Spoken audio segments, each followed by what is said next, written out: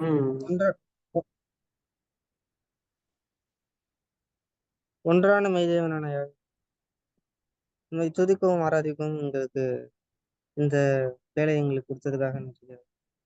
நாங்கள் இப்போது கவனிக்க போகும் இந்த செஷனை வந்து நாங்கள் ஒரு காதில் வாங்கி மறுக்காதில் விட்டு விடாதபடி நாங்கள் சரிவர அதை கவனித்து அதை நாங்கள் பயன்படுத்திக் கொள்ள எங்களுக்கு உதவி செய்யுங்கள். இது அனைத்தையும் எங்கள் மீட்பர் இரட்சகருமான இயேசு கிறிஸ்து மூலமாக ஜெபிக்கிறோம். ஜீவனுள்ள நல்ல தகவலே. ஆமென். ஆமென். ஸோ லாஸ்ட் கிளாஸ் நம்ம என்ன பார்த்தோன்றத ஒரு சம்மரி மாதிரி கொடுத்துட்டு போகலாம். சம்மரி ஏதாவது ரெடி ஆக்கீங்களா? விருப்பமுள்ள சகோதரர்கள் நம்ம உங்களுடைய சம்மரி தாட்ஸை ஷேர் பண்ணலாம்.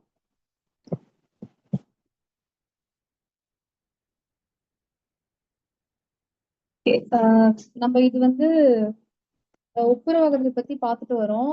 ஸோ நடுவுல வந்து அந்த எவல்யூஷன் தியரியை பத்தி பார்த்துட்டு வந்தோம். லாஸ்ட் கிளாஸ் என்ன பார்த்தோம்னா எவல்யூஷன் தியரி வந்து சயின்டிபிக் எவிடன்ஸ்ன்னு சொல்லிட்டு டிஸ்ட்ராக்ட் ஆகி போறதை வந்து நம்ம பார்த்தோம். அதாவது எவல்யூஷன் தியரி வந்து தேவனுடைய திட்டத்துக்கு வந்து அகெயின்ஸ்டா இருக்கு.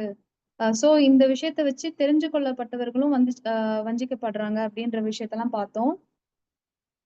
ஆனா வந்து தேவன் வந்து மனுஷன், அதாவது ஆதாம வந்து பரிபூர்ணமா படைச்சாரு. அதுல இருந்து ஒரு பாவம் செஞ்சதுனால விழுந்து அந்த பாவத்தினால எல்லா ஜனங்களுக்கும் மரணம் வந்துச்சு. சோ ஆனாலும் தேவனுடைய கிருபையினால ஆபிரகாமோட விசுவாசத்தை பார்த்துட்டு அந்த சந்ததி மூலமா ஒரு அதாவது இயேசு கிறிஸ்து வந்து வரவழைச்சாரு. அவர் மூலியமா அந்த உலகத்துக்கு வந்து மரணத்துல இருந்து விடுதலை கிடைக்கிற மாதிரி ரட்சிப்பு கொடுக்கறதுக்காக தேவன் வந்து ஆதாமோட சந்ததியில வந்து இயேசு கிறிஸ்துவ வர வச்சு இந்த திட்டத்தை முடிச்சாரு. சோ அவரு பாவ நிவாரண பலியா தன்னை செலுத்தி எல்லா உலக ஜனங்களுக்கும் ரட்சிப்படைய வச்சாருன்னு சொல்லிட்டு லாஸ்ட் கிளாஸ்ல பார்த்தோம். தேங்க்யூ. ஓகே, உங்களுடைய சம்மரிக்காக நன்றி. நம்ம லாஸ்ட் கிளாஸ் வந்து நம்ம அந்த 10வது பேஜ் அப்போஸ்தலர் பேதுருல நம்ம ஸ்டார்ட் பண்ணோம். ஸோ விருப்பமுள்ள சகோதர சகோதரிகள் நம்ம இந்த பேராகிராஃப் வந்து படிச்சுட்டு வழக்கம் போல் நம்மளுடைய கருத்துக்கள் ஷேர் பண்ணலாம், புரிந்து கொள்வதையும் ஷேர் பண்ணலாம். யாராவது படிக்கிறீங்களா?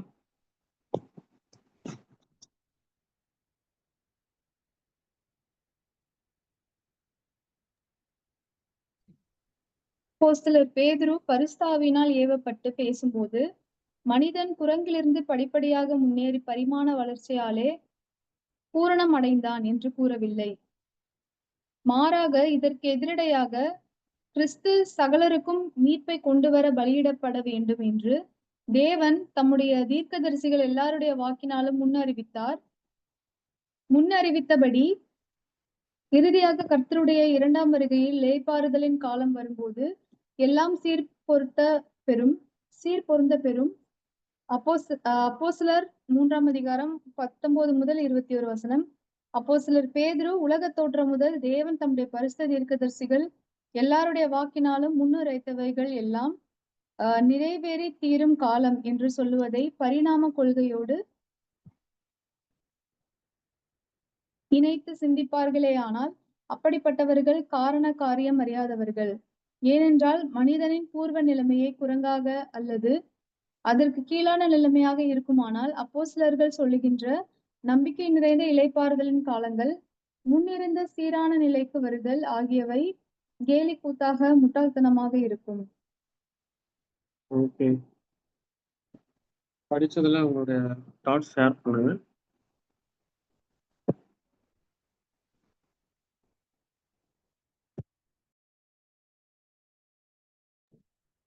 இந்த பேராகிராஃப் என்ன சொல்றாங்கன்னா, இப்ப வந்து அந்த பரிணாம வளர்ச்சி அந்த ரிலேட்டடா பார்த்துட்டு இருந்தோம். சோ அப்போஸ்தலர் பேதுரு வச்சு சொல்றாங்க இந்த பேராகிராஃப்ல. அவரு வந்து பரிசுத்தாவினால ஏவப்பட்டு அதாவது எப்படி வந்து இயேசு கிறிஸ்து வந்து எல்லா ஜனங்களுக்கும் மீட்பை கொண்டு வந்தாரோ, மீட்பை கொண்டு வரதுக்கு பலியிடப்பட்டாரோ, அந்த தேவனுடைய திட்டங்களை தான் அவர் சொன்னாரோ ஒழிஞ்சு மனுஷன் குரங்குல இருந்து தான் வந்தான்ற ஒரு எவல்யூஷன் தியரியை பத்தி அவர் பேசவே இல்லை அப்படின்னு சொல்றாங்க. இது வந்து ஆரம்பத்தில இருந்தே பைபிள்ல வந்து தம்முடைய தீர்க்கதரிசிகள் மூலியமா வந்து தேவன் வந்து அறிவிச்சுட்டே வந்திருந்தாரு.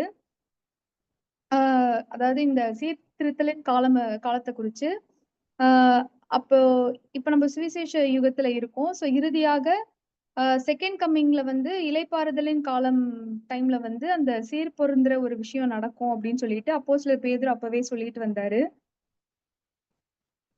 அதுக்கான வசனம் தான், உலக தோற்றம் முதல் தேவன் தம்முடைய பரிசுத்த தீர்க்கதரிசிகள் எல்லாருடைய வாக்கினாலும் முன்னுரைத்தவைகள் எல்லாம் நிறைவேறி தீரும் காலம் அப்படின்னு சொல்லிட்டு வசனத்திலே நம்ம பாக்குறோம்.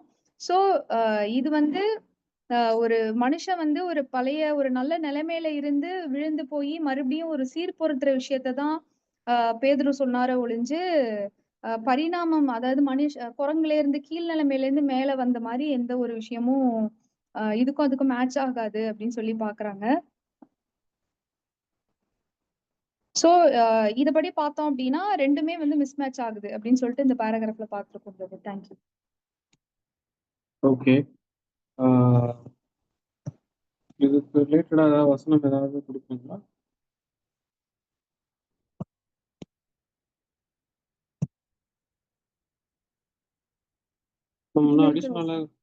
அடிஷ்னலான கமெண்ட்ஸ் ஏதாவது இருந்தா ஷேர் பண்ணலாம்.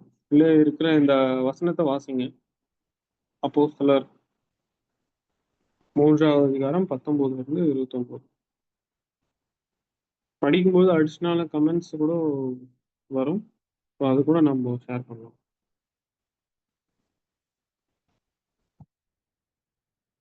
அப்போஸ்தலர் 3ஆம் அதிகாரம்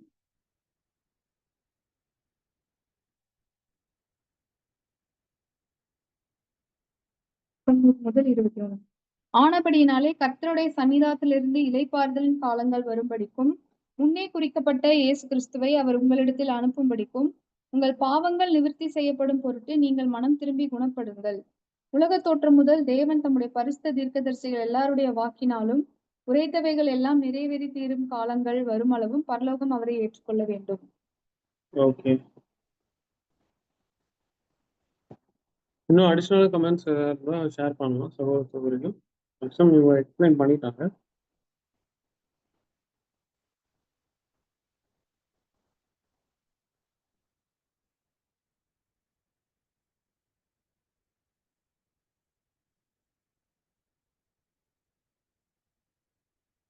ஸோ இந்த பேராகிராஃப் படிக்கும்போது ஒரு வசனம் இதுக்கு ரொம்ப ஆப்டா இருக்கு.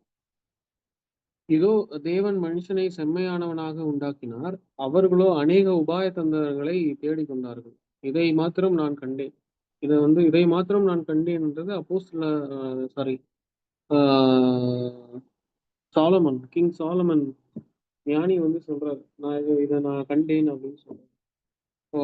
இந்த மாதிரி அநேக உபாய தந்திரங்களா இருக்கக்கூடிய இந்த பரிணாமவாத கொள்கையை வந்து ஃபாலோ பண்ணிட்டு இருக்கிறவங்கனால ஒருபோதும் ரேன்சம் டாக்டரினை ஒத்துக்கொள்ள முடியாது. ஸோ எல்லாமே வந்து பரிசுத்த ஆவினால ஏவப்பட்டு வந்து தான் அப்போஸ்தலர்கள் பேசியிருக்கிறாங்க. இவங்க சொல்ற மாதிரி மனிதன் வந்து புறங்கள்ல இருந்து தான் படிப்படியா அப்படியே கிராஜுவலா வந்து பரிணாம வளர்ச்சி அடைந்து ஒரு நாகரீகம் அடைந்த ஒரு சிவிலைசேஷன் பீப்புளா மாறிட்டாங்க அப்படின்றது ஒரு உண்மையிலே வந்து ஸ்கிரிப்சுரலா சப்போர்ட் பண்ணாத ஒரு கேவலமான அசிங்கமான கருத்து தான் வந்து இந்த பரிணாமவாத கொள்கை, எவல்யூஷன் தியரி. ஸோ இந்த எவல்யூஷன் தியரி கொண்டு வந்தவர் சார்லஸ் டார்வின். ஆனா அவரே வந்து இந்த கடவுள் இருக்காரா இல்லையான்றதுல அவர் ஒரு பயங்கரமான குழப்பத்துல இருந்தாரு. அவரு குழப்பம் போய் போனது இல்லாம மற்றவங்களும் குழப்பி விட்டு போயிட்டார் ஒரு 100 வருஷம் முன்னாடி. பட் ஆனா இந்த கருத்துக்கு வந்து ஆப்போசிட்டா தான் இருக்கு. கிறிஸ்து வரணும், ஏன்னா சின்னு நிறைய இருக்கு பூமியில. அவர் கண்டிப்பா ரேன்சம் கொடுத்தே ஆகணும், பலியிடப்பட வேண்டும். அப்பதான் வந்து அந்த பலிக்கு நிவாரணம் அவரே தான் இருக்கணும், பலி ஆகணும். அப்பதான் ஃபுல்லா மனுக்குலத்தை வந்து மீட்க முடியும். ஸோ மீட்க முடியும். தேவன் வந்து செம்மையா தான் படைச்சிருக்கிறாரு, ஆனா சின் பண்ணிட்டாங்க.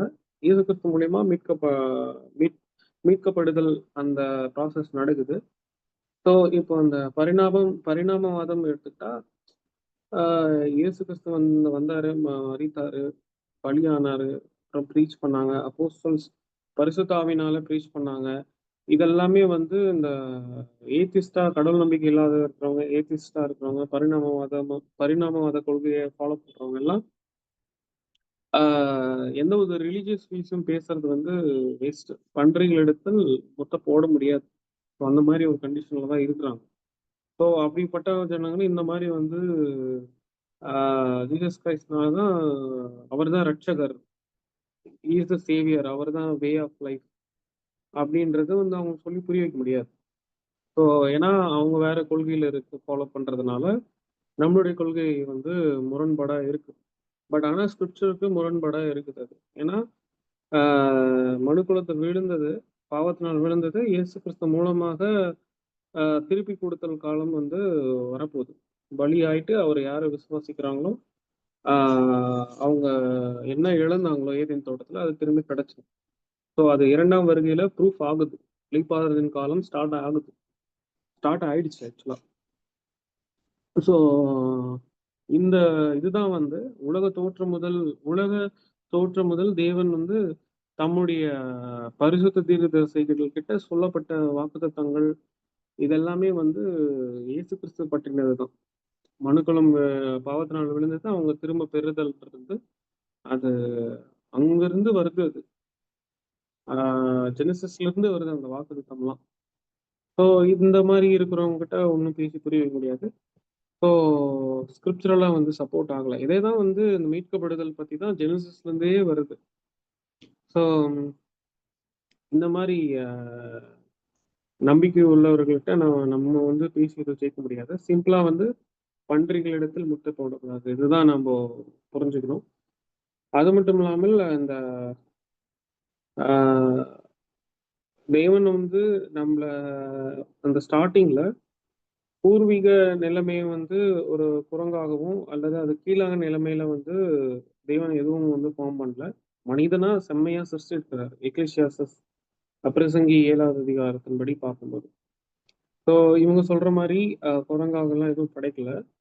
ஸோ இந்த சீரான நிலைமைக்கு வர்றது தான் தேவன் வந்து இவ்வளோ ரிஸ்க் எடுத்துட்டு இருக்கிறாரு இயேசு கிறிஸ்து மூலமாக. ஸோ இவங்க ஃபாலோ பண்ணக்கூடிய கொள்கைகள், இவங்க பேசக்கூடிய கொள்கைகளுக்கு வந்து பைபிள் வச்சு பார்க்கும்போது அவங்களுடைய கருத்துக்கள் வந்து கேலி கூத்தாகவும் இருக்குது, முட்டாள்தனமாகவும் இருக்குது. ஸோ இதுதான் நம்ம இந்த பேராகிராஃப்ல நம்ம பார்க்க வரோம். இன்னும் அடிஷ்னல் வசனம் சப்போர்ட் இல்லை அடிஷ்னல் தாட்ஸ் இருந்தால் ஏதாவது ஷேர் பண்ணலாம். யாராவது ஷேர் பண்றீங்களா?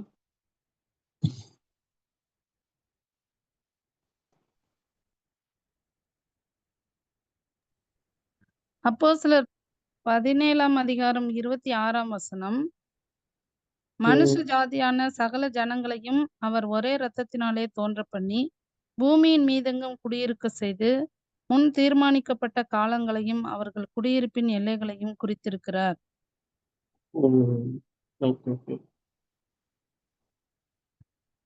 குரங்குல இருந்து மனுஷன் வந்தாங்கிறதெல்லாம் கிடையாது. இந்த வசனம் வந்து மனுஷ ஜாதிக்கு வந்து மனுஷ குடியிருப்புக்காக பூமியை உண்டாக்கி எல்லாருக்கும் ஒரே ரத்தத்தினால தோன்ற பண்ணி இருக்கிறாருங்கிறதுக்கு இந்த வசனம் ஆதாரம். Correct sister. ஸோ எல்லாமே பிளான் பண்ணி பண்ணியிருக்கிறார். மனுஷன குடியிருப்புக்காக இந்த பூமியை வந்து பண்படுத்தி ரெடி பண்ணி அதுக்கப்புறம் மனுஷ ஜாதியை வந்து பூமியில ரெடி பண்ணியிருக்கிறாரு. தேவன் தான் உருவாக்கி இருக்கிறார். ஸோ இது வந்து வசனம் மூலியமா சப்போர்ட் ஆகுது உண்மையிலே. அதுக்கப்புறம் வேற ஏதாவது அடிஷ்னலான கமெண்ட்ஸ் ஏதாவது இருந்தால் ஷேர் பண்ணலாம்.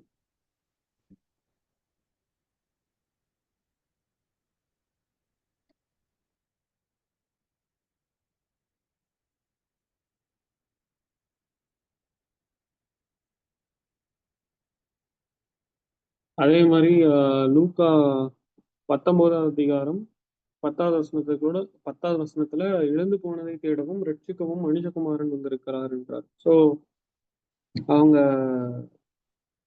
இழந்துட்டாங்க, பரிபூரணத்தை இழந்துட்டாங்க, தேவன்கிட்ட இருந்த அந்த கம்யூனிகேஷன் அந்த உறவு முறை இழந்துட்டாங்க. ஸோ இதுக்கு தான் மனுஷகுமாரன் வந்திருக்கிறார், ஆண்டவராக இயேசு கிறிஸ்து. எதுக்குன்னா ரட்சிக்க வந்திருக்கிறாரு. ஸோ இந்த மாதிரி கொள்கை உடையவங்க ரட்சிக்கணும்னு அவசியம் இல்லை. அது அப்படியே நம்ம அப்படியே பிறக்கிறோம் ஒரு அப்படியே ஒரு ப்ராசஸ்ல கடமைக்கு பிறக்கிறோம், எல்லாம் ஆண்டு அனுபவிச்சு அப்படியே செத்துடணும், ஏஜ் ஆகி செத்துடணும் அப்படின்ற மாதிரி தான் உங்களுடைய கருத்து. பட் ஆனால் இந்த வசனம் வந்து நமக்கு தெளிவாக சொல்லிடுது, இழந்துட்டாங்க, ரட்சிக்கணும், அது இயேசு கிறிஸ்துனால மட்டும்தான் முடியும், அதுக்காக தான் ஆண்டவர் வந்திருக்கிறாருன்றதை நம்ம வசனம் மூலியமாகவும் பார்க்கலாம். ஏன்னா இந்த மாதிரி கொள்கைகள் இருக்கிறவங்க அப்படியே ஏஜ் ஆகி செத்துடணும், அவ்வளோதான், தட் இஸ் த லைஃப் அப்படின்றது மாதிரி போயிடுவாங்க. அதுக்கப்புறம் வேற வேற வசனம் மூலியமா பார்த்தோம்னா ஜெனசிஸ் ஃபர்ஸ்ட் சாப்டர் இருக்குது, 1வது அதிகாரம் 26, 27. அது வசனம் வெரி சிம்பிள் தான். அது நமது சாயலாகும் ரூபத்தின்படியையும் மனுஷனை உண்டாக்குவோமாக அப்படின்றது தான் அந்த ஒரு ப்ரூஃப். அவர் நமது சாயலாகும் ரூபத்தின்படியாகவும் மனுஷனை படைக்கணுன்றது பிளான் போட்டிருக்கிறார். ஸோ அவர்கள் சமுத்திரத்தின் மச்சங்களையும் ஆகாயத்து பறவைகளையும் மிருக ஜீவன்களையும் பூமி அனைத்தையும் பூமியின் மேல் ஊறும் சகல பிராணிகளையும் ஆளக்கடுவார்கள். யாரு? இந்த மனுஷர்கள், தேவன் உண்டாக்குன மனுஷர்கள். தேவன் தம்முடைய சாயலாக மனுஷனை சிருஷ்டித்தார், அவரோட சாயல படைச்சிருக்கிறாரு. ஸோ இந்த பரிணாமவாத கொள்கைக்கு ஆப்போசிட்டா இருக்கு, ஸ்கிரிப்சர்லாம் சப்போர்ட் பண்ணல. அவனை தேவ சாயலாக சிருஷ்டித்தார், இமேஜ் ஆஃப் காட், தேவனோட சாயல படைச்சிருக்கிறாரு, ஆணும் பெண்ணுமாக அவர்களை சிருஷ்டித்திருக்கிறார். ஸோ 2 ஜெண்டர், ஆணும் பெண்ணுமாக படைச்சிருக்கிறாரு. அதுக்கப்புறம் வேற என்ன பார்க்கலாம்னா ரோமன்ஸ் 8வது அதிகாரம் 19 to 21. 8வது அதிகாரம் 19 to 21. மேலும் தேவனுடைய புத்திரர் வெளிப்படுவதற்கு சிருஷ்டியானது மிகுந்த ஆவலோடு காத்து கொண்டிருந்தது. அது என்னவென்றால், சிருஷ்டியானது அழிவுக்குரிய அடிமைத்தனத்தின்று விடுதலையாக்கப்பட்டு தேவனுடைய பிள்ளைகளுக்குரிய மகிமையான சிங்காசனத்தையும் பெற்றுக்கொள்ளும் என்கிற நம்பிக்கையோடு அந்த சிருஷ்டியானது சுய இஷ்டத்தினாலே அல்ல, கீழ்ப்படித்திருந்தவராலே மாயைக்கு கீழ்பட்டிருக்கிறது. ஸோ இப்ப எல்லாம் வந்து தேவனுடைய சித்தப்படி இது குறுகிய காலத்துக்கு தான் வந்து இந்த மாயைக்கு கீழ்பட்டு இருக்கிறோம், இந்த மாதிரி கேவலமான கொள்கை கருத்துக்கள் எல்லாமே. ஸோ இது கொஞ்ச நாள் தான் இந்த புத்திரர் வெளிப்படுவதற்கு வரைக்குமே இந்த சிருஷ்டி வந்து மிகுந்த ஆவலோடு காத்து கொண்டு இருக்கிறோம். ஸோ இந்த ஒட்டுமொத்த பூமியுமே வந்து அந்த பூமிக்கும் இலைப்பாறுதல் தேவைப்படுது, மனிதர்களுக்கும் இலைப்பாறுதல் தேவைப்படுது. ஸோ அது வரைக்கும் அந்த சர்வ சிருஷ்டியும் வந்து அந்த தவிப்புக்குள்ளதான் இருக்கும். ஸோ அது தேவன் சித்தப்படி அது ஒரு காலத்துக்கு இந்த மாதிரி மனித பாரம்பரிய கருத்துக்கள், சொந்த கருத்துக்கள், அப்புறம் கடவுள் நம்பிக்கையே இல்லாத மாதிரி ஒரு கருத்துக்கள், இதெல்லாமே வந்து கொஞ்ச நாள் தான் இருக்கும். அதுக்கப்புறம் 2ஆம் வருகையில் ஆண்டவர் வந்த பின்னாடி கிராஜுவலா எல்லாமே போயிடும்ன்றது நம்ம சமூலமா பார்க்கணும். அதுக்கப்புறம் சீர்திருத்தல் பத்தி இன்னொரு வசனம் பார்த்தோம்னா கொலோசியர் 1வது அதிகாரம் 20வது வசனம். அவர் சிலுவையில் சிந்தின இரத்தத்தினாலே சமாதானத்தை உண்டாக்கி பூலோகத்தில் உள்ளவைகளும் பரலோகத்தில் உள்ளவைகள் யாவையும் அவர் மூலமாய் தமக்கு ஒப்புரவாக்கி கொள்ளவும் அவருக்கு பிரியமாயிற்று. ஸோ ஒரு சிலுவையின் மூலமா சிந்தின ரத்தத்தின் மூலமாக உலக ஜனங்களுக்கு சமாதானம் கிடைக்குது, அதுவும் பூலோகத்திலும் சரி ஹெவன்லயும் சரி. ஸோ அவர் வந்து ஒப்புரவு ஆகணுன்றது தான் ஆண்டவருடைய மிகப்பெரிய ஒரு ஆசையா இருக்குது. இந்த பேராகிராஃப் மூலியமா பார்க்குறோம். ஏன்னா இந்த பரிணாம கொள்கையை வச்சுட்டு போயிட்டு இருந்தோம்னா கடவுள் யாருன்னு தெரியாது, எப்படி ஒப்புரவாகும் தெரியாது, ஆக்சுவலா தேவன் என்ன பிளான் பண்ணியிருக்காருன்றது எதுவுமே தெரியாம போயிடும். ஸோ அதுதான் இந்த பேராகிராஃப் மூலமா நம்ம பார்க்க வரோம். அடுத்து அப்போஸ்தலர்களின் வார்த்தை, இந்த பேராகிராஃப் இந்த ஃபர்ஸ்ட் லைன்ல இருந்து படிக்க ஸ்டார்ட் பண்ணலாம். ஏதாவது படிக்கிறீங்களா? அப்போஸ்தலரின் வார்த்தை பரிணாம கொள்கைக்கும் முற்றிலும் மாறாகவும் ஒருமனப்படுதல் ஒப்புரவாகுதல் என்கிற வேதத்தின் கொள்கைக்கு மிகவும் இசைவாகவும் இருக்கிறது.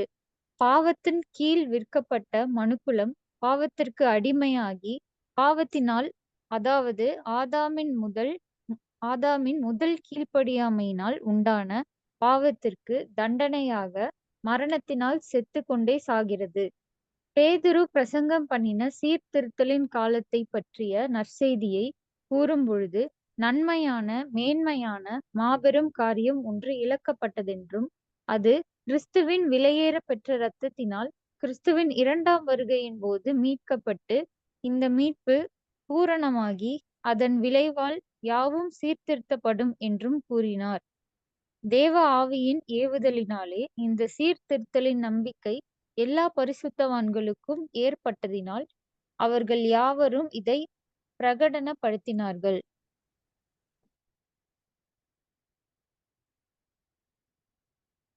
ஓகே, இந்த பேராகிராஃப் என்ன சொல்றாங்க? உம் இந்த பேராகிராஃப்ல என்ன சொல்றாங்க அப்படின்னா வந்து அப்போஸ்தலர்கள் வந்து அப்போஸ்தலர்களோட வார்த்தையை நம்ம பைபிள்ல செக் பண்ணி பார்க்கும்போது எப்படி சொல்றாங்கன்னா வந்து பரிணாம கொள்கைக்கு வந்து கிட்டத்தட்ட இந்த எவல்யூஷன் தேரிக்கு மொத்தமாவே மாறுபட்டதா இருக்கு அப்படின்றத பார்க்குறோம். ஏன்னா வந்து அப்போஸ்தலர்கள் எபிசோட்ஸ்ல கூட பார்த்தோம் அப்படின்னா வந்து ஒருமனப்படுதல் ஒப்புரவாகுதல் அப்படின்ற வேதத்தோட கொள்கைக்கு தான் இசைவா இருக்கே தவிர்த்து இந்த பரிணாம வளர்ச்சி குரங்குல இருந்து தான் மனுஷன் வந்தான் அப்படின்னு இல்லை. ஏன்னா வந்து ஒரு பரிபூர்ணமான மனுஷன் வந்து அதை விட கீழான இதுல இருந்து மேல இது பண்ண முடியாது. ஸோ அந்த மாதிரியும் எடுத்துக்கலாம் கிட்டத்தட்ட. இன்னொன்னு என்ன சொல்றாங்க அப்படின்னா வந்து மனுஷ குலமே வந்து கிட்டத்தட்ட பாவத்துக்கு கீழே அடிமைப்பட்டு விற்கப்பட்டு அப்புறம் வந்து அடிமையாகி இருக்கு அப்படின்னு சொல்றாங்க. எப்படின்னா வந்து பாவத்துக்கு கீழே எப்படி விற்கப்பட்டுச்சு அப்படின்னா வந்து ஆதாம் வந்து கீழ்ப்படியாமையினால வந்து ஆஹ் ஆஹ் அந்த பழத்தை சாப்பிட்டதுனால வந்து அந்த பரிபூர்ணமான அந்த நிலை வந்து போயிடுச்சு. அதனால பாவத்துக்கு கீழே அவங்க விற்கப்பட்டாங்க அப்படின்னு சொல்றாங்க. அதே மாதிரி அந்த அதுக்கான தண்டனையா வந்து அவங்க வந்து இப்ப வந்து அது அடிமையாவே ஆயிட்டாங்க. அதாவது இந்த பாவங்கள் செய்யறதுக்கு இப்ப சர்வசாதாரணமாவே இப்ப உலகத்துல வந்து செய்யறாங்க அப்படின்றதையும் பாக்குறோம்.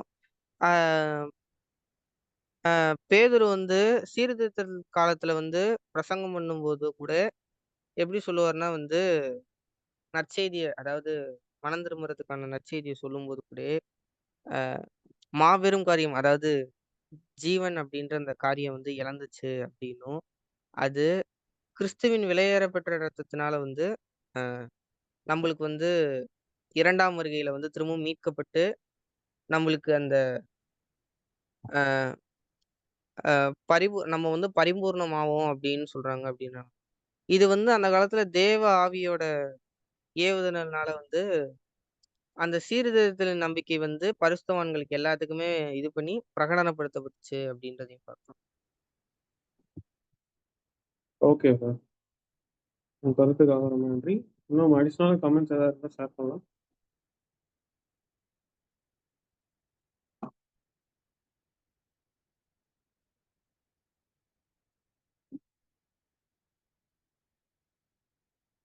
இன்னும் வசனம் ஏதாவது இது காப்டா இருக்கிறத ஏதாவது கொடுக்கலாம், ஏதாவது இருந்தால் தோணுச்சுன்னா கொடுக்கலாம்.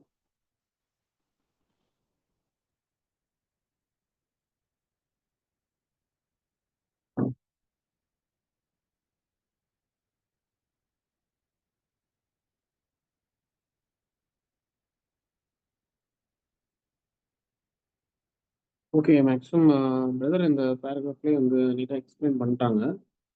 ஸோ நம்ம நெக்ஸ்ட் பேராகிராஃப்லேயே நம்ம போயிடலாம். இது போலவே எல்லா அப்போஸ்தலர்களும் இந்த இந்த பேராகிராஃப் வந்து நம்ம போகலாம். விருப்பமுள்ள சகோதரர்கள் படிக்கலாம். இது போலவே எல்லா அப்போஸ்தலர்களும் தேவ தயவிலிருந்து மனிதன் விழுந்ததிலிருந்து தேவ நீதிக்கு இசைவாக ஒப்புரவு ஆகுதலுக்கு கிறிஸ்துவின் சிலுவை வரை குறிப்பிடுகின்றனர். அதன் பிறகு கர்த்தரை அறிகிற அறிவின் சந்தர்ப்பத்தின் மூலம் மனுகுலம் முழுவதும் ஆசீர்வதிக்கப்படக்கூடிய காலமாகிய 1000 வருட யுகத்தை குறித்தும் தேவனோடு ஒப்புரவாகுதலுக்கு உதவி செய்வது குறித்தும் எடுத்து காண்பித்தார்கள். கிறிஸ்துவின் சரீரமாகவும் மனவாட்டியாகவும் கல்வாரியில் நிறைவேற்றப்பட்ட பலியின் மூலம் உலகத்தை ஆசீர்வதிக்கிற வேளையில் மேசியாவுக்கு உதவிட தெரிந்து கொள்ளப்பட்ட சபையை கூட்டி சேர்க்க தகுந்த காலம் இந்த காலம் என்பதையும் எல்லோரும் எடுத்து காண்பிக்கின்றனர்.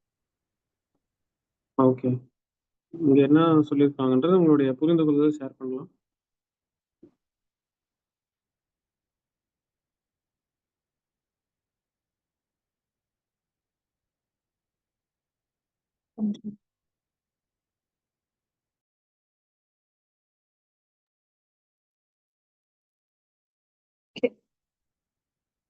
இந்த பேராகிராஃப்ல என்ன சொல்றாங்கன்னா, அப்போஸ்தலர்கள் வந்து அதாவது எல்லா அப்போஸ்தலர்களும் வந்து ஆம், என்ன சொல்ல வராங்கன்னா, அந்த இயேசு கிறிஸ்துவ பத்தி தான் பேசியிருப்பாங்க.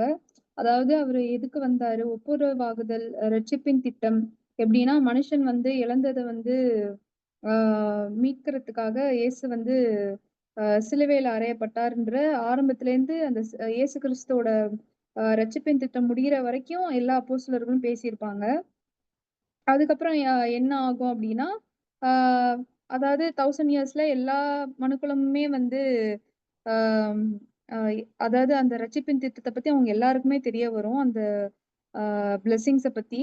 அ அ தேவன் வந் அ அப்புறம் வந்து இன்னொரு விஷயம் வந்து என்னன்னா, இந்த இயேசு கிறிஸ்து அதாவது தலையாகவும், அவருடைய சரீரமாகிய சபை லாக்கன் 44 இவங்களும் சேர்ந்து வந்து இந்த ரட்சிப்பின் திட்டத்துல வந்து ஆம், இயேசு கிறிஸ்துக்கு வந்து உதவியா இந்த விஷயத்த வந்து செய்வாங்க அப்படின்னு சொல்லி குடிச்சிருக்காங்க. இந்த சுவிசேஷ யுகத்துல சபைக்கான சபை தேர்ந்தெடுத்து அதை முடியறதுக்கான விஷயம் வந்து நடந்துட்டு இருக்கு அப்படின்னு சொல்லிட்டு இந்த பேராகிராஃப்ல போட்டிருக்காங்க பிரதர். தேங்க்யூ. ஓகே, இன்னும் அடிஷ்னலாக கமெண்ட்ஸ் இருந்தால் ஷேர் பண்ணலாம்.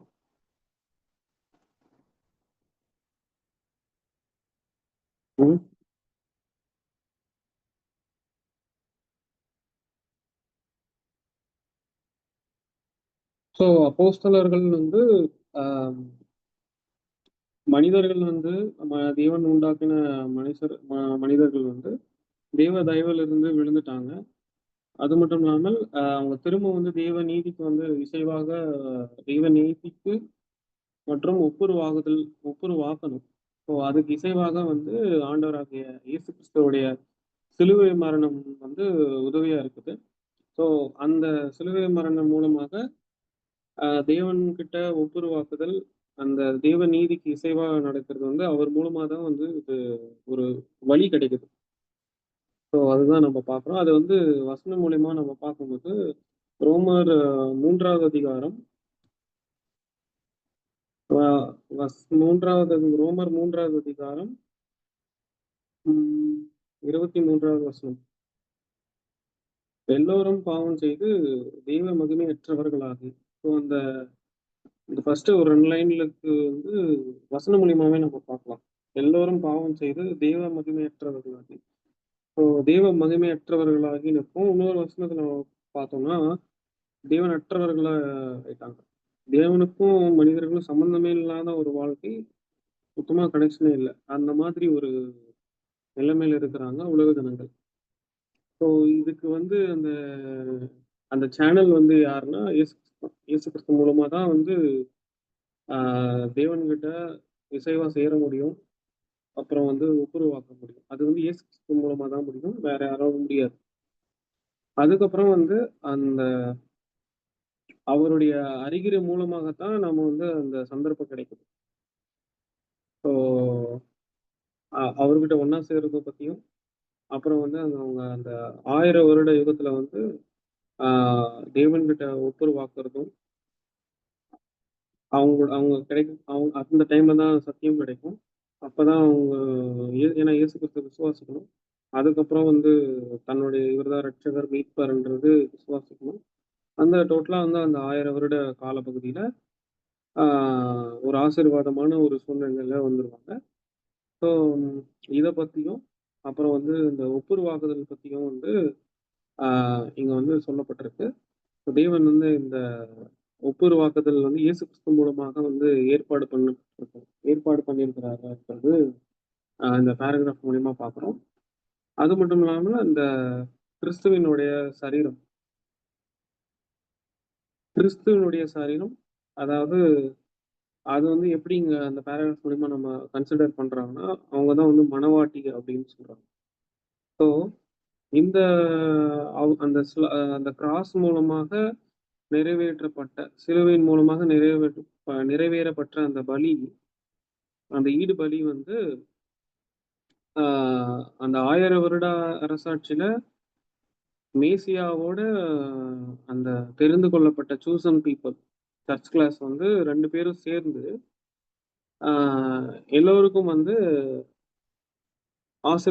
எல்லோருக்கும் வந்து இவங்களுடைய வாழ்க்கை, இவங்களுடைய வழிநடத்தல் எல்லாமே வந்து ஒரு ஆசீர்வதிக்கப்பட்ட ஒரு சூழ்நிலையா இருக்கும். இவங்க தான் வந்து பிதாவை தேவன் கிட்ட முழுசா வந்து ஒப்புரவாக்குவாங்க. ஏன்னா ட்ரூத் டீச் பண்ணும். அப்புறம் வந்து சில பலவீனங்கள் இருக்கும். அந்த பலவீனங்கள் வந்து ஃபுல்லா ஜெயிக்கிறதுக்கு இவங்க எப்படி ஜெயிச்சாங்களோ அந்த லைஃப் வந்து இவங்களுக்கு கிடைக்கும்போது, இப்படிதான் லைஃப் வாழணும் அப்படின்றது அந்த இன்ஃபர்மேஷன் கிடைக்கும்போது, அது கிரியையில அப்ளை பண்ணும்போது கம்ப்ளீட்டா பிதாவாகிய தேவன் கூட ஒப்புரவு ஆயிடுவாங்க. ஸோ இது வந்து இந்த வேலை வந்து எக்ஸாக்டா வந்து மேசியா மட்டும் பண்றது கிடையாது. மேசியாவுக்கு உதவிட தெரிந்து கொள்ளப்பட்ட சபை, சூசன் பீப்புள் 144,000 வந்து இந்த காலப்பகுதியில, இந்த 1000 வருட காலப்பகுதியில வந்து கண்டிப்பா வந்து ரொம்ப வந்து மிகப்பெரிய ஒரு ஹெல்ப்ஃபுல்லா இருக்கிறாங்க. டிரான்சம் இந்த மேசியா ஒருத்தரே போதும். பட் இருந்தாலுமே பிதாவாகிய தேவன் வந்து அதுக்கு ஒரு வடிவத்தை கொடுக்குறாரு. தலை, சரீரம் 2 பேர் சேர்ந்து பண்ற மாதிரி தான் அந்த பிதாவாகிய தேவன் அரேஞ்ச் பண்ணியிருக்கிறார். நம்ம இந்த பேராகிராஃப் மூலமா பார்ப்போம்.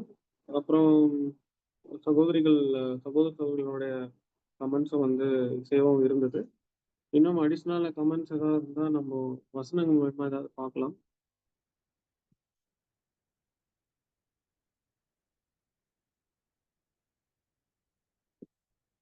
எபிரேயர் 9வது அதிகாரம் 26வது வசனம்.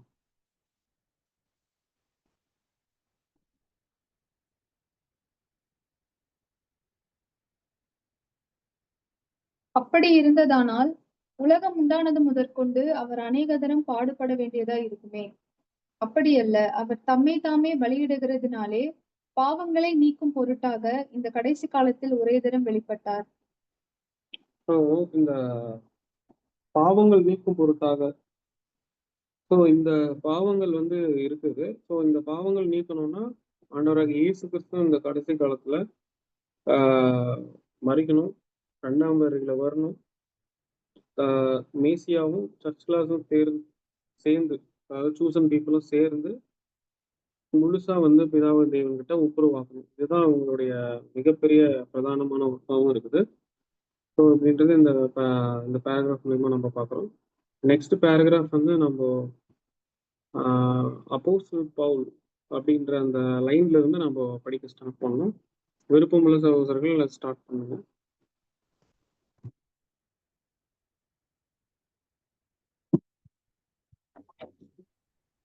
அப்போஸ்தலர் பவுல் இது பற்றி கூறுவதை கவனிப்போம். ஒரு மனிதனுடைய கீழ்ப்படியாமையினாலே இவ்வுலகில் பாவமும் பாவத்தின் விளைவால் மரணமும் பிரவேசித்தது. ஆதி பெற்றோரிடம் இருந்து பாவமும் பாவ சுபாவமும் ஆண்டு வந்ததால் எல்லாரும் பாவி ஆயினர். அப்போஸ்தலர் பவுல், பேதுரு மற்றும் ஏனைய தீர்க்கதரிசிகள் பரிமாணவாதக்காரர்கள் அல்ல. பவுல் சுவிசேஷத்தின் பிரதான நம்பிக்கையை குறித்து கூறுகிறதாவது: நாம் பாவிகளாய் இருக்கையில் கிறிஸ்து நமக்காக மரித்ததினாலே தேவன் நம்மேல் வைத்த நமது அன்பை விளங்க பண்ணுகிறார். இப்படி நாம் அவருடைய இரத்தத்தினாலே நீதிமான்களாக்கப்பட்டிருக்க கோபாக்கனைக்கு நீங்களாக அவராலே நாம் ரட்சிக்கப்படுவது நிச்சயமாமே. மனுக்குலம் முழுவதும் தேவ கோபாக்கினைக்கு உட்பட்டிருந்ததாக உறுதியாக அறிவிக்கப்பட்டுள்ளது. கிறிஸ்துவின் இரத்தமே அதில் இருந்து காக்க வல்லது என்றும், நமது நிமித்தமே அவர் பலியானார் என்றும், அந்த பலியே தேவ அன்பையும் வெளிப்படையாக காண்பிக்கிறதாக இருக்கின்றது என்றும் அறிவிக்கப்படுகிறது. இந்த ஒப்புரவாகுதலின் பணியை யாவற்றையும் முற்சீருக்கு கொண்டு வர காரணமாய் இருக்கிறது என்று அப்போஸ்தலர் காண்பிக்கிறார். மனுஷனாலே பாவமும் ஆதாமின் கீழ்ப்படியினால், பாவத்தினாலே மரணமும் உலகத்திலே பிரவேசித்தது போலவும், எல்லா மனுஷரும் பாவம் செய்தபடியால் மரணம் எல்லாருக்கும் வந்தது போலவும் இதுவும் ஆயிற்று. ஆகையால் ஒரே மீறுதலினால் எல்லா மனுஷருக்கும் ஆக்கினைக்கு ஏதுவான தீர்ப்பு மரண தீர்ப்பு உண்டானது போல ஒரே நீதியினாலே எல்லா மனுஷருக்கும் ஜீவனை அளிக்கும் நீதிக்கு ஏதுவான தீர்ப்பும் திருத்திய தீர்ப்பு உண்டாயிற்று. அன்றியும் ஒரே மனுஷனுடைய ஆதாம் கீழ்ப்படியாமையினாலே அநேகர் பாவிகளாக்கப்பட்டது போல ஒருவருடைய இயேசு கீழ்ப்படிந்ததினாலே அநேகர் நீதிமான்களாக்கப்படுவார்கள் புதிய உடன்படிக்கை வாய்ப்பினால்.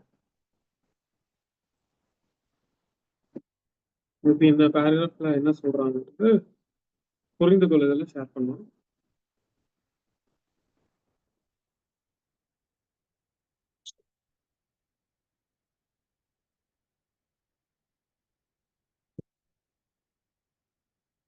இந்த பேராகிராஃப்ல வந்து அப்போஸ்தலர் பவுல் என்ன சொல்லியிருக்காருன்றத குறிச்சு சொல்றாங்க. அதாவது அப்போஸ்தலர் பவுல் என்ன சொல்றாரு அப்படின்னா ஒரே மனுஷனால, அதாவது ஆதாமுடைய கீழ்ப்படிதல் இல்லாமையினால இந்த உலகம் முழுசும் வந்து பாவத்திற்குள்ளாகி மரணம் ஆனது. ஆனா வந்து அதே போல, அதாவது இயேசு கிறிஸ்து மூலியமா ஒரே மனுஷனால எல்லாருக்கும் வந்து ஜீவன் கிடைக்குது அப்படின்னு சொல்லிட்டு வசனங்கள் மூலியமா நம்ம பார்த்தோம். சோ அதாவது இந்த மனுக்குலம் முழுசும் வந்து ரட்சிக்கப்படுவதற்கு வந்து இயேசு கிறிஸ்துவோட ரத்தம் தான் வந்து முக்கிய காரணம் அப்படின்னு சொல்லிட்டு அப்போஸ்தலர் சொல்றத பார்த்தோம். இதன் மூலியமா வந்து தேவன் நம்ம மேல எவ்வளவு அன்பு வச்சிருக்காரு.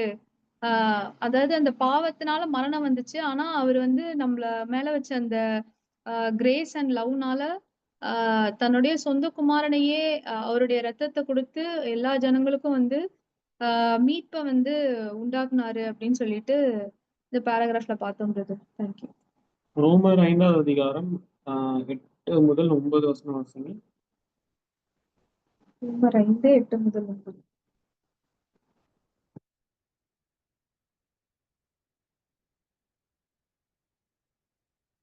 நாம் பாவிகளாய் இருக்கையில் கிறிஸ்து நமக்காக மரித்ததினாலே தேவன் நம்மேல் வைத்த தமது அன்பை விளங்க பண்ணுகிறார். இப்படி நாம் அவருடைய இரத்தத்தினாலே நீதிமான்களாக்கப்பட்டிருக்க கோபாக்கினைக்கு நீங்களாக அவராலே நாம் ரட்சிக்கப்படுவது அதிக நிச்சயமாகும். 10வது வசனம். நாம் தேவனுக்கு சத்துரு ஓகே 8 முதல் 9. அடுத்து 12 18 19. 12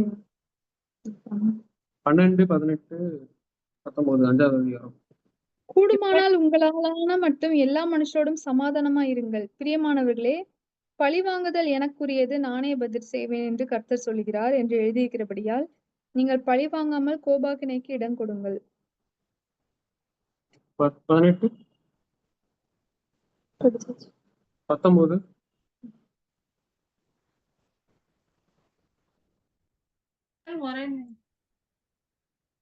12 படிச்சிட்டீங்களா? ரோமர் 5லயா? இப்படியாக ஒரே மனுஷனாலே பாவமும் பாவத்தினாலே மரணமும் உலகத்திலே பிரவேசித்தது போலவும் எல்லா மனுஷரும் பாவம் செய்தபடியால் மரணம் எல்லாருக்கும் வந்தது போலவும் இதுவும் ஆயிற்று. 18 19 படிச்சிட்டீங்களா? ஆகையால் ஒரே மீறுதலினாலே எல்லா மனுஷருக்கும் ஆக்கினைக்கு ஏதுவான தீர்ப்பு உண்டானது போல ஒரே நீதியினாலே எல்லா மனுஷருக்கும் ஜீவனை அளிக்கும் நீதிக்கு ஏதுவான தீர்ப்பு உண்டாயிற்று. அன்றியும் ஒரே மனுஷனுடைய கீழ்ப்படியாமையினாலே அநேகர் பாவிகளாக்கப்பட்டது போல ஒருவருடைய கீழ்ப்படிதனாலே அநேகர் நீதிமான்களாக்கப்படுவார்கள். இந்த ரோமர் 5வது அதிகாரத்தை வைத்து இந்த பேராகிராஃப் ஃபுல்லா சூப்பரா எக்ஸ்பிளைன் பண்ணியிருக்கிறாரு. அந்த 8வது அதிகாரம் 5வது அதிகாரம் ரோமர் 5வது அதிகாரம் 8வது வசனம் 9வது வசனம். நாம் பாவிகளாய் இருக்கிறீர்கள் கிறிஸ்து நமக்காக மரித்ததினாலே தேவன் நம்மேல் வைத்த தமது அன்பை விளங்க பண்ணுகிறார். இப்படி நாம் அவருடைய இரத்தத்தினாலே நீதிமான்களாக்கப்பட்டிருக்கிற கோபாக்கினைக்கு நீங்களாக அவராலே நாம் ரட்சிக்கப்படுவது அதிக நிச்சயமாமே. ஸோ இந்த ரோமர் 5வது அதிகாரம் வைத்து அழகா வந்து இந்த பேராகிராஃப்ல வந்து சூப்பரா வந்து டிஸ்கிரைப் பண்ணியிருக்கிறாரு ரசல் பிரதர். ஸோ அப்போஸ்தலர் பவுல் வந்து ஏன்னா அப்போஸ்தலர் பவுல் தான் வந்து இந்த லெட்டர் எழுதுறாரு. ரோமருக்கு எழுதின நிருபம் 5வது அதிகாரத்தை வச்சுட்டு என் பிரதர் எக்ஸ்பிளைன் பண்ணியிருக்கிறாரு. ஸோ இந்த பேராகிராஃபை வந்து நம்ம அப்போஸ்தலர் பவுல் என்ன சொல்ல விரும்புறாருன்னா, ஒரே மனுஷனால அதாவது ஆதாம், ஒரே மனுஷனாகிய அந்த ஆதாம் மூலமாக கீழ்ப்படியாமைனால இந்த ஒட்டுமொத்த மனுக்களும் வந்து அந்த பாவம் அப்படியே டிரான்ஸ்ஃபர் ஆகி எல்லாம் அப்படியே ஸ்ப்ரெட் ஆயிடுச்சு. ஒரு மனுஷனா பண்ண தப்புனால கீழ்ப்படியாமைனால எல்லாருக்கும் வந்து பாவம் வந்தது போல பாவம் வந்துச்சு. அதுவும் இல்லாம அந்த பாவத்தின் விளைவால மரணமும் வந்துச்சு. ஸோ இந்த ஆதி பெற்றோர் ஆடம் அண்ட் ஈவ்னால பாவ சாபமும் வந்துச்சு, மரணமும் வந்துச்சு. அந்த பாவத்தினால மரணமும் எல்லாம் வந்து டோட்டலா எல்லாம் ஸ்ப்ரெட் ஆகி எல்லாரும் பாவிகள் ஆயிட்டாங்க, சின்னர் ஆயிட்டாங்க. ஸோ அப்போஸ்தலர் பவுலும் பேதுரும் வந்து இந்த அவங்க பேசின தீர்க்க தரிசன வசனங்கள், வாக்குத்தத்தங்கள் எல்லாமே எவல்யூஷன் தியரிக்காக கிடையாது, பரிணாமவாத கொள்கை கிடையாது அப்படின்றது சொல்ல விரும்புறாங்க. அதுக்கப்புறம் இந்த அப்போஸ்தலனாகிய பவுலோட சுவிசேஷம் வந்து ஒரு பிரதான ஒரு நம்பிக்கை குறித்து இங்க இருக்கு. ஒரு பிரதான நம்பிக்கை ஒண்ணு இருக்கு. அதை பத்தி தான் அவங்க பேசுறாங்க அப்படின்றது சொல்ல வராங்க. அதுக்கப்புறம் நாம வந்து பாவிகளா இருக்கையில் கிறிஸ்து வந்து நமக்காக வந்து மரித்திருக்கிறாங்க அப்படின்றது நம்ம ரோமர் 5ஆம் அதிகாரம் 8, 9 பார்த்தோம். அதுதான் இங்கேயும் இருக்குது. இப்போ கிறிஸ்து நமக்காக மரித்ததுனாலே தேவன் நம்மேல் வைத்த தமது அன்பை விளங்க பண்ணுகிறார். ஸோ அவரு வந்து தன்னுடைய தன்னுடைய குமாரனை வந்து அனுப்புனது வந்து மிகப்பெரிய விஷயம். அதை ஈடுபடி தந்தது அதோட மிகப்பெரிய விஷயம். அப்படி பண்ணது வந்து பிதாவாக தேவனுடைய பயங்கரமான அன்பை வந்து வெளிப்படுத்துற விஷயமா இருக்குது அப்படின்றத சொல்ல வராங்க. ஸோ இந்த ரோமர் 5ஆவது அதிகாரம் அப்போஸ்தலருடைய கருத்தின்படி. அதுக்கப்புறம் மனுக்குலம் முழுவதும் வந்து கோபாக்கினைக்கு வைக்கப்பட்டிருக்கு. அதாவது கோபாக்கினைக்கு வைக்கப்பட்டிருக்குன்னா தேவனுடைய நீதியான நியாயமான ஒரு கோபம் இருக்கு. அதாவது தண்டனை கீழே இருக்கிறாங்க. ஸோ மரணத்தின் மூலமாக, அதாவது பாவத்தின் மூலமாக கிடைத்த அந்த மரணம், அப்புறம் வந்து இன்னும் அநேக பாவ செயல்கள், இதெல்லாமே வந்து அந்த ஒரு மனுஷன் பாவம் செய்ததுனால எல்லாரும் இஷ்டத்துக்கு பாவம் பண்ண ஆரம்பிச்சிட்டாங்க. ஸோ எல்லாருமே வந்து தேவனுடைய தண்டனை கீழே இருக்கிறாங்க, அந்த கோபாக்கினை கீழே இருக்கிறாங்க, நீதியான நியாயமான அந்த கோபாக்னி தீர்ப்புல இருக்கிறாங்க. ஸோ இந்த கிறிஸ்துவோட ரத்தம் தான் வந்து இதுல இருந்து மீட்கிறதுக்கும் இதுல இருந்து வந்து வெளியில கொண்டு வர்றதுக்கும் அவர் மூலமாக மட்டும்தான் முடியும்ன்றது நம்ம பார்க்குறோம். அவருடைய ரத்தத்தின் மூலமாக தான். ஸோ இந்த பலி தான் வந்து தேவனுடைய அன்பை வந்து வெளிப்படுத்துது அப்படின்றது பார்க்குறோம். இதுதான் அந்த அவருடைய பலியின் மூலமாக வந்த ரத்தத்தை தான் வந்து அவருடைய அன்பு குறிக்குது. இதுதான் வந்து அறிவிக்கப்படுது அப்படின்றத நாம பார்க்குறோம். இது எதுக்குன்னா தேவன்கிட்ட ஒப்புரவாக்குறது பத்தி. ஸோ இந்த 5th வால்யூம் வந்து பார்த்தீங்கன்னா ஃபுல்லா அதுக்கு ரிலேட்டடா வரும்.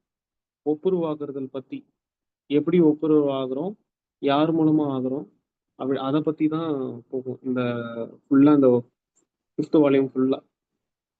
அதுக்கப்புறம் இந்த ஒப்புரவாகல் பணி வந்து எதுக்குன்னா முற்சீருக்கு கொண்டு வரணும். முன்னாடி எப்படி இருந்தாங்களோ அந்த ஒரு சீரான ஒரு நிலைமைக்கு கொண்டு வரணும். ஸோ அதுதான் வந்து தேவனும் ஆண்டவராகிய இயேசு கிறிஸ்துவும் ரொம்ப விருப்பப்படுறாங்க, ஆசைப்படுறாங்க. ஸோ மனுஷனால வந்து பாவம் வந்து எப்படி இந்த மனுஷனால பாவத்தினால் மரணம் வந்து உலகத்துல வந்தது போல அதுவும் ஒரே மனுஷனால வந்திருக்கு. அதே மாதிரி கிறிஸ்து மூலமாக உயிர் தெழுப்பப்படுவாங்க, கிறிஸ்து மூலமாக ஒப்புரவாக்கப்படுவாங்கன்றதை நம்ம பார்த்துட்டு வரோம். ஸோ ஆகையினால இந்த ஒரே மீறுதனால எல்லா மனுஷனும் வந்தது மாதிரி அதாவது மரண தீர்ப்பு வந்தது. அதே மாதிரி இந்த இயேசு கிறிஸ்து மூலமாக அந்த மரண தீர்ப்பு வந்து திருத்தம் செய்யப்படுது. அவருடைய ஈடுபடியின் மூலமாக திருத்தம் செய்யப்படுது. அது வந்து என்னன்னா ஜீவனை அளிக்கிற ஒரு நீதி வந்து உருவாகுது. ஸோ அந்த மரண தீர்ப்பு வந்து திருத்தப்படுது. அவருடைய ஈடுபடியின் மூலமாக. ஸோ இந்த உடன்படிக்கை உருவாகுது. மரண தீர்ப்பு போய் அதை திருத்தி அது தேவன் வந்து ஜீவனை அளிக்கிற ஒரு இயேசு கிறிஸ்து மூலமாக வந்து கொண்டு வராரு. ஸோ அந்த மரண தீர்ப்பு வந்து மாற்றி எழுதப்படுது இயேசு கிறிஸ்து மூலமாக. ஸோ ஃபைனலா வந்து எப்படி இந்த கன்க்ளூட் பண்றாங்கன்னா 12வது வசனம் 18, 19. ஸோ அந்த கீழ்ப்படியாமையினால வந்து பாவத்துக்குள்ள போயிட்டாங்க. அந்த மாதிரி இயேசு கிறிஸ்து ஒரே ஒருத்தரால அவர் அங்க கீழ்ப்படியாமையினால போனது, அதாவது ஆதாம் மூலியமா போனது. இங்க ஆண்டவராக இயேசு கிறிஸ்து ஒரே ஒருத்தர் கீழ்ப்படிதலுக்குள்ள போகும்போது அநேகர் விசுவாசித்து நீதிமானாக்கப்படுவார்கள் அப்படின்றத நம்ம இந்த பேராகிராஃப்ல நம்ம பார்த்து முடிக்கிறோம். ஸோ சிம்பிளா சொல்லணும்னா அப்போஸ்தலனாகிய பவுலு, பேதுரு வந்து பரிணாமவாத கொள்கைக்கெல்லாம் யாரும் சப்போர்ட் பண்ணல. ஸோ பிதாவாகிய தேவன் கூட எப்படி ஒப்புரவாகிறது? இயேசு கிறிஸ்து தான் அதற்கான ஒரு வழி. அவருடைய பலியின் ரத்தம் தான் அந்த வழியை வந்து காண்பிக்குது. அந்த ரத்தம் தான் வந்து பிதாவாகிய தேவன் கூட ஒப்புரவாக்குது அப்படின்றது அப்போஸ்தலர் பவுல், பேதுருவுடைய கருத்தா இருக்கு. ஸோ இந்த மரண தீர்ப்பு மாறி ஸோ அந்த இயேசு கிறிஸ்து பலியின் மூலமாக அந்த மரண தீர்ப்பு வந்து திருத்தம் செய்யப்பட்டு அதுக்கப்புறம் அவங்க இயேசு கிறிஸ்து மூலமாக விசுவாசிச்சு வர்றவங்க நீதிமான் என்ற கண்டிஷன்ல வருவாங்க. அது ஏன்னா ஆடம் அண்ட் ஈவ் எல்லாம் நீதிமான் கண்டிஷன்ல தான் இருந்தாங்க. ஸோ ஏன்னா தேவன் வந்து நீதிமான்கள்கிட்ட தான் பேசுவாங்க.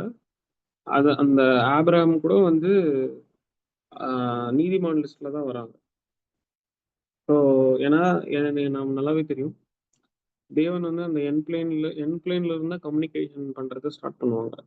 ஆர் பிளேன்ல வந்து பேச மாட்டாங்க. ஏன்னா மரண நிலைமையில இருக்கிறதுனால தேவனுக்கும் ஆர் பிளேனுக்கும் சம்மந்தமே கிடையாது.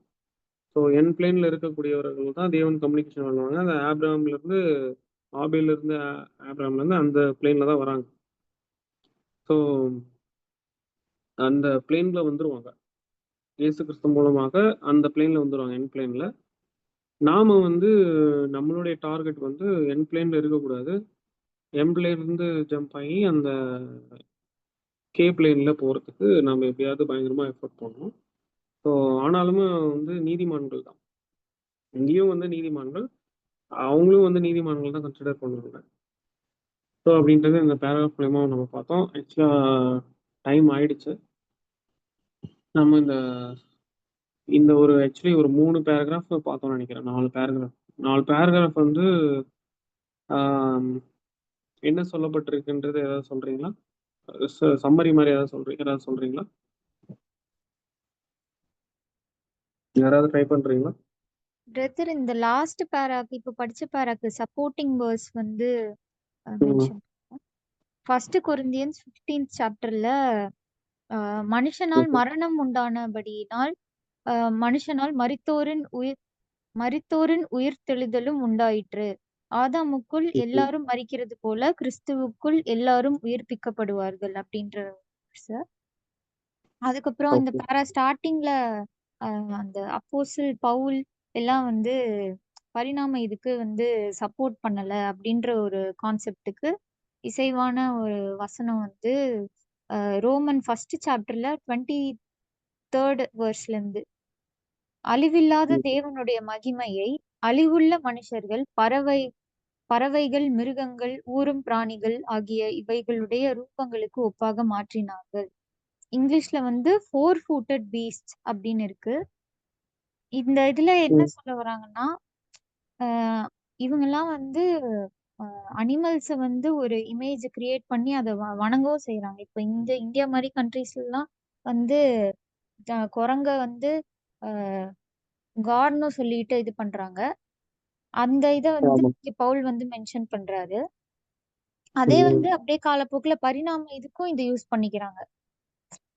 அந்த குரங்குலயே காட்னும் இது பண்ணிக்கிறாங்க, நம்மளும் அதுல இருந்து வந்தோம் அப்படின்னு ஒரு குழப்பமான ஒரு கான்செப்ட்ல இருக்காங்க அப்படின்ற ஒரு இதுல 24th வசனத்துல, இது நிமித்தம் அவர்கள் தங்கள் இருதயத்தில் உள்ள இச்சைகளினாலே ஒருவரோடொருவர் தங்கள் சரீரங்களை அவமானப்படுத்தி படுத்தத்தக்கதாக தேவன் அவர்களை அசுத்தத்திற்கு ஒப்பு கொடுத்தார். தேவனே அசுத்தத்திற்கு ஒப்பு கொடுத்தார் அப்படின்றத மென்ஷன் பண்ணியிருக்காங்க. அவ்வளவுதான். தேங்க்யூ. Okay sister. உங்களை அந்த பேராகிராஃப் ரொம்ப இசைவா இருந்தது. ரோமர் 5ஆம் அதிகாரத்தை வைத்து தான் இந்த பேராகிராஃபை டிஸ்கிரைப் பண்ணியிருக்கிறாரு. அதுக்கு இசைவா 1 கொரிந்தியர் இந்த ஒரே மனுஷனால பாவம் வந்தது, கிறிஸ்து மூலமாக அது அந்த பாவம் நீக்கப்படுது.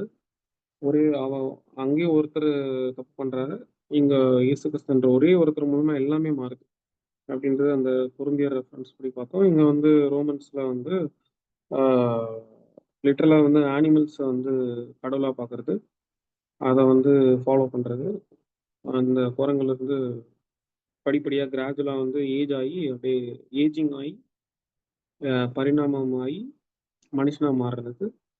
அப்புறம் வந்து இப்ப இருக்கிற மனுஷங்க வந்து ஏன் வந்து குரங்கா மாறல அப்படின்னு கேட்டா, அதுக்கு வந்து இன்னும் 10,000 வருஷம் ஆகுங்க அப்படின்னு வந்து புது புது கம்பி சுத்துற கதையெல்லாம் சொல்லுவாங்க.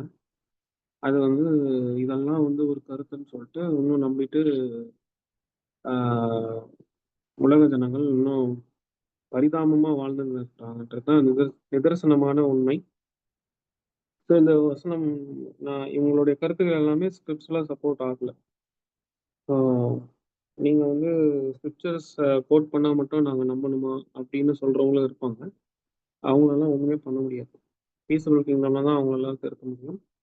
ஸோ இந்த பேராகிராஃப் மூலயமா நம்ம பார்த்தது, இந்த 4 பேராகிராஃப் மூலயமா பார்த்தது எல்லாமே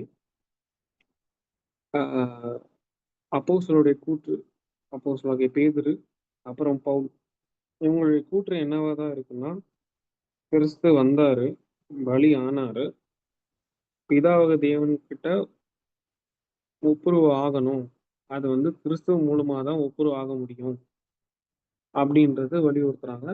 நாங்க வந்து பரிணாமவாத கொள்கைக்கு சப்போர்ட் பண்ணலை அப்படின்றதான் நம்ம இந்த பேராகிராஃப் மூலியமான்றது பார்க்குறோம். மெயினா இந்த 4-5 பேராகிராஃப்ல நீங்க பார்த்தீங்கன்னா, இந்த ரோமர் 5வது அதிகாரத்தை வைத்தும் இந்த அப்போஸ்தலர்கள் 3வது அதிகாரம் அப்போஸ்தலர் நடவடிகள், இந்த வசனங்களுக்கு தான் ரசல் பிரதர் நல்லா எக்ஸ்பிளைன் பண்ண விரும்புறாரு. அந்த வசனம் கூட நம்ம வாசிச்சலாம். 3வது அதிகாரம் 19ல இருந்து 21 கொஞ்சம் வாசிங்க. Angel sister or Sam brother யாராவது வாசிங்க.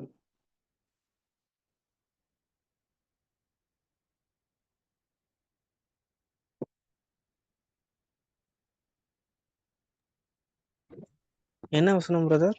இந்த திரும்ப ஒரு டைம். ஆக்ட்ஸ் 3rd சாப்டர், அப்போஸ்தலர் நடவடிக்கைகள் 3வது அதிகாரம்.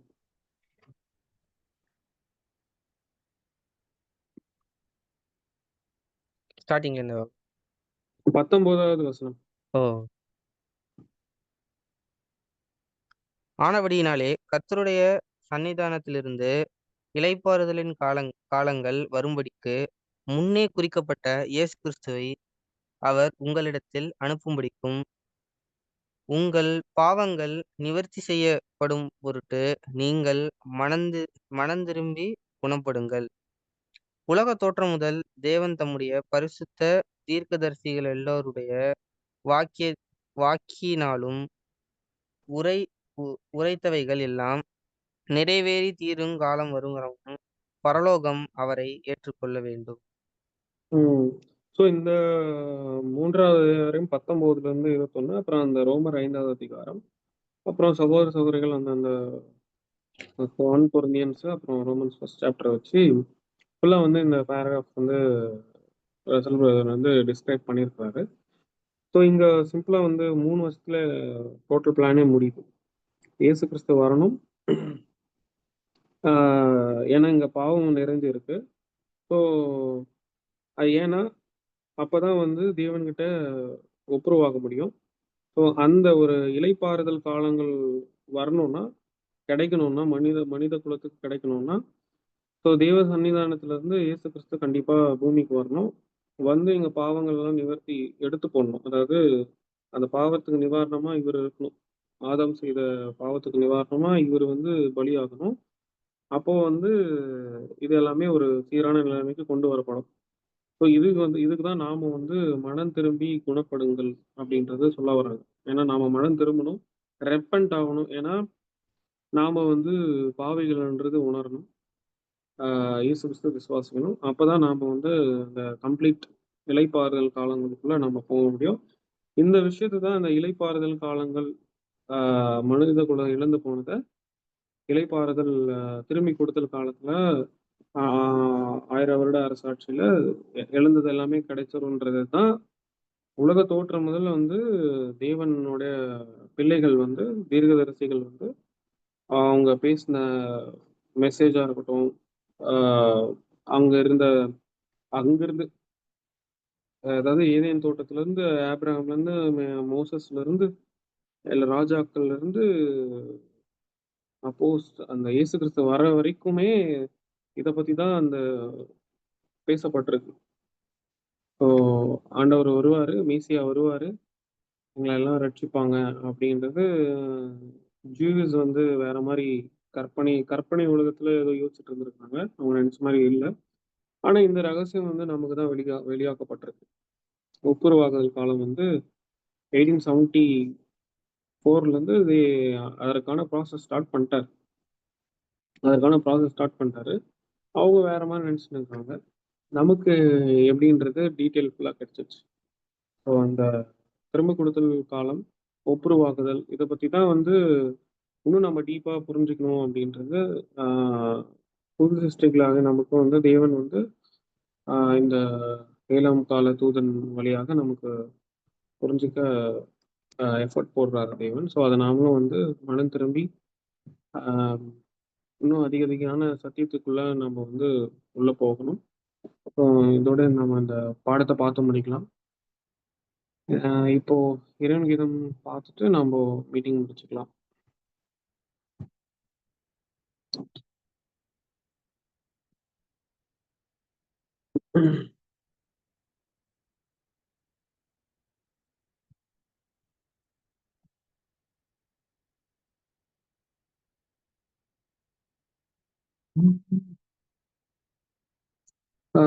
இந்த இறைவன் கீதம் வந்து ஏஞ்சல் சிஸ்டர் அவர்களை படிக்க முடியாது அழைக்கிறேன்.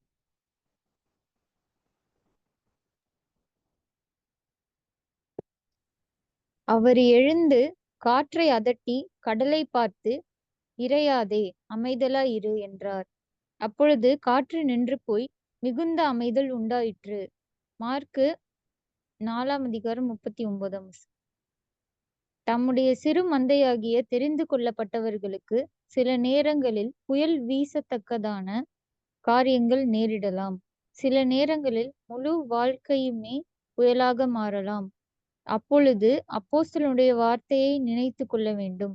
சோதனை புயல்கள் வராதவர்கள் தேவனுடைய புத்திரராக எண்ணப்படுகிறதில்லை.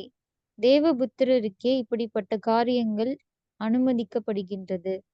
நீங்கள் சிட்சையை சகிக்கிறவர்களாயிருந்தால் தேவன் உங்களை புத்திரராக எண்ணி நடத்துகிறார். தகப்பன் சிட்சியாத புத்திரன் உண்டோ?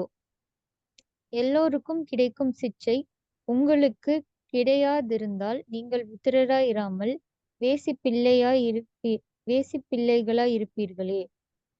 எபிரேயர் 12:7. நாம் தேவனுடைய புத்திரராக இருந்தால் இந்த சோதனையையும் பரீட்சையையும் அவசியமே. அப்பொழுதுதான் ஒளியிலுள்ள பரிசுத்தவான்களுடைய சுதந்திரத்தில் பங்கடைய முடியும். கொலோசியர் 1:12. இந்த சோதனைகள் எல்லாம் தேவனுக்கு சமீபமாக கொண்டு செல்வதற்கே. நமக்கு தெய்வீக பாதுகாப்பும் பராமரிப்பும் தேவை என்பதை உணருவதற்கே. இந்த புயல்களிலிருந்து நமக்கு ஒரு மகத்தான ஆசீர்வாதம் காத்திருக்கிறது. முடிவாக ஜெபம் லூயிஸ் கிருஷ்ணா சகோதரியை ஜெபம் பண்ணும்படியாக அழைக்கிறேன்.